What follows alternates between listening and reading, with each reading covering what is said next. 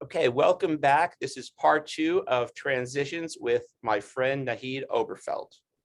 What would what would someone do? They're already saying, okay, fine, I understand my life is changing. I am scared out of my mind. I'm taking the first step. I'm reaching out to a lawyer. I'm talking to, I'm getting it off my chest to somebody, whether it be a Right. confidant, friend, close, hopefully not your child, whatever you do, but some other close person in your life, and you start bringing it out, and now they're like, okay, but if I go, oh my goodness, I'm gonna have some economic insecurity because we're having two households, the money's not Right. going to be as good, or oh my God, I might be, my spouse may try to take my kids from me, and there's all these other things that one Right. may, essentially ruminate and dwell on. What could you recommend? Yeah, and that's really tough, especially if you find yourself in a situation where you have a unresponsive spouse or a combative situation that you're in. It becomes really hard to focus on your mindset. Mm-hmm. But the number one thing to go back to is, what do I have in control right here today? We get into trouble in general, just people in general get into trouble when we start projecting 1 year out the road, 5 years out the road, 10 years out the road. Because again, what we resist and the more we battle something, the more likely that energy, but literally drawing it into us. Right, right. So I think I have an idea what you're talking about, but I'd like to go a little bit more into that because that's actually very interesting what you're saying about this energy field or yeah, and energy is a very hard thing to talk about. You can't see, taste, smell, touch it. For some people, they're like, that's woo-woo stuff. But yes. I will tell you, you know instantly when you respond to somebody who has an open energy field, right? Somebody who's open, somebody who's welcoming. Yes, it's the words, and yes, it's also the body language, but what you're really responding to is their energy. As in, you can close your eyes and you can visualize them, and you can still feel the same sense of what it is that you're looking for.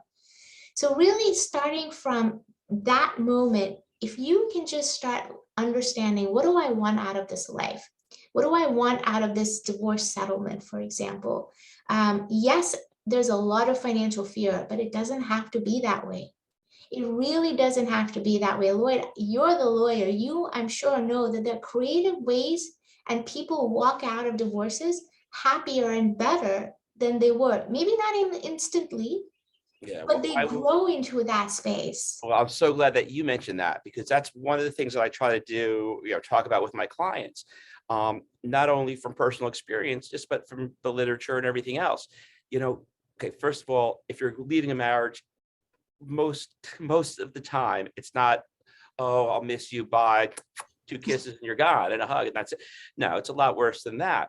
So, I mean, I saw that once, by the way, where Oh, the actual divorce, they were over, they hugged, kissed, cried, and went their oh, separate ways, but once. But typically it is, it's not going to be, like that.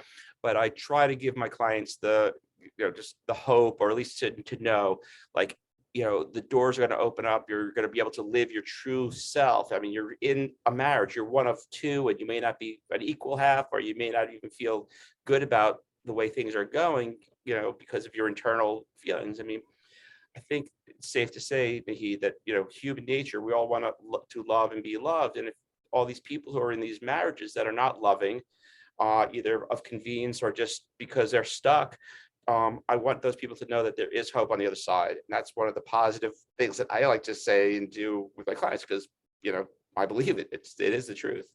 And, and as far as the energy, I don't know about the energy or anything, but I do believe that, you know, it's great to put out some good vibes, if that's maybe what we're talking about. But it really is something that I see that. I see it on a daily basis. well, I mean, I think you probably agree with this statement I'm going to make. Anybody who comes in with a sense of optimism tends to make the situation work.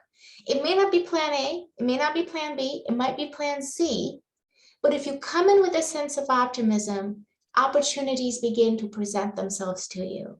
And regardless of whether you use woo-woo words like energy, universe, etc., or you want to bring it really down to like very practical details, we know that if you believe in something, you're going to go out there and you're going to make it happen. I agree. Yeah. Oh, I also, I mean, as far as clients are concerned, if I'm going up there with a client, and this is, done this for years with them, it's like, listen, you know, don't look like you're defeated and you lost. Don't sit there and be like, oh, you know, it's Yeah. over.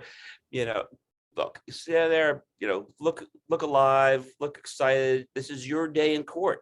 You got a story to tell. You know, you have a story. Well, you get out there and be proud of it. You know, whatever it is, whatever your situation is, you know, there are good lawyers out there who could work with you and present it, right? You know, even if you can get the side's got a better presentation, you know, I'd like to come on in and let's see what we can do. Really, I mean, there's always a positive spin on it, and yeah, and I just want people also to appreciate that's kind of what, you know, what I try to do with my clients.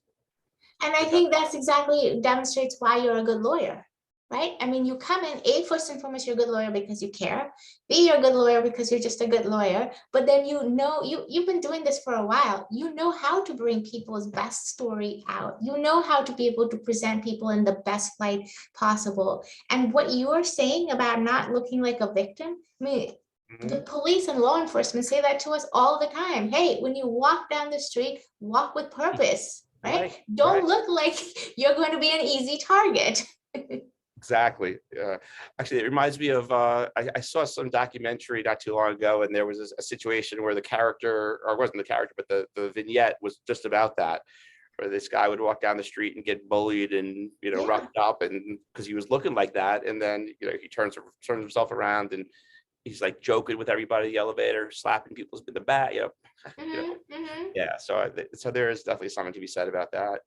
But yeah, so that is like some good stuff.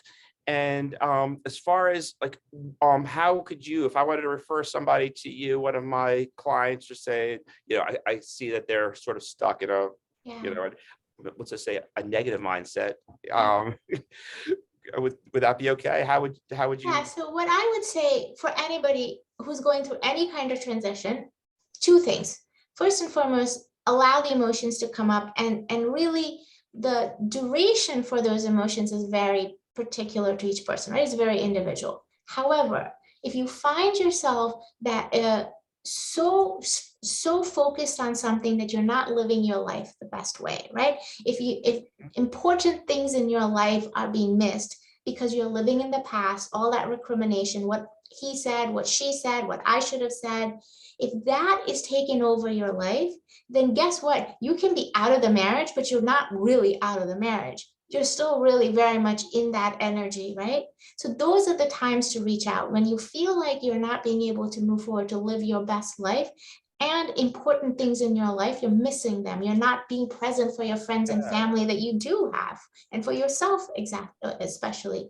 So when you're in those two situations, then I think it's really important to reach out, because to any professional, by the way, because at that point, it just shows that, okay, I'm ready to move forward, and I'm feeling a little hesitant or have a little stickiness, if you will, and don't know how to move forward. That's it. It doesn't mean anything wrong about you. It just means I need a little assistance to get me over this hump, period. exactly.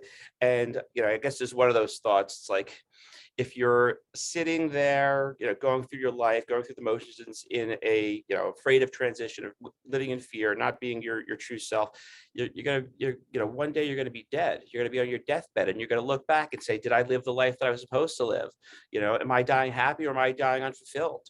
I mean, you know, I hate to bring the other D word into the conversation, but I mean, these are big life things. I mean, right? Transitions. How Yeah, many chances do we have to live this life, right? So we might as well make the absolutely. best of it. You could, you know, I like to say you could like live in heaven or you could live in hell. I mean, what's your mindset going to be? And you know, I hope everybody, I wish everybody, you know, all the best and the ability to like live their best life. And I want to do what I can to help them. And I know you do too.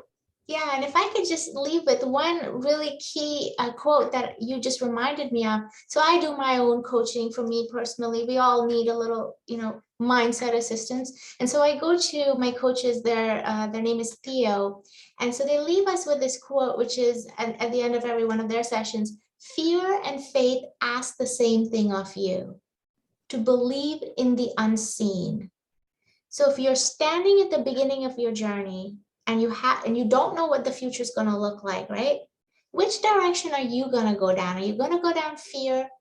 Or are you going to go down faith? Because at this point, you don't know what the end is going to be. It could be a very good ending, but you could have taken yourself down a very challenging path to get to that good ending just because of what's going on in here.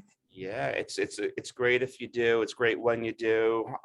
You know, I'm really glad that I had a chance to meet you and talk to other people who share that, you know, that positive mindset, because there are a bunch of us out there, and there should just be more. So, Yeah. you know, this is it's a good time to, you know, to now is a good time to make these decisions, to not live in the past or the ruminations of a loveless marriage, or, you know, when there's time to change. I mean, it's a sacrifice. It's going to take a lot of hard work, but there is definitely a lot more good that'll come out of that in the end. Yeah. You just have to let yourself know, I deserve it. Yes, you do. I And just deserve it. You have to just keep telling uh, yourself, I deserve it. yeah, and I will get it, right. I Mhm. will be there. I got my mind focused. That's Yeah, where I'm going. exactly. So anyway, with that excellent uplifting end to this, I'd like to say to you, Nahid, thank you so much for coming on. You know, you're great, and I think this was just really good to see you here, and can't wait to see you again soon. And everybody out there, thank you for listening. If you got to the end, I really appreciate you. Hopefully you got something out of it. I know Nahid and I think we got something out of it too. So Thank you. and if anyone wants to give me a call or give Nahid a call, we'll put up our numbers, and feel free to talk to us. We'll talk to you about this or anything else. Thank you so much, folks.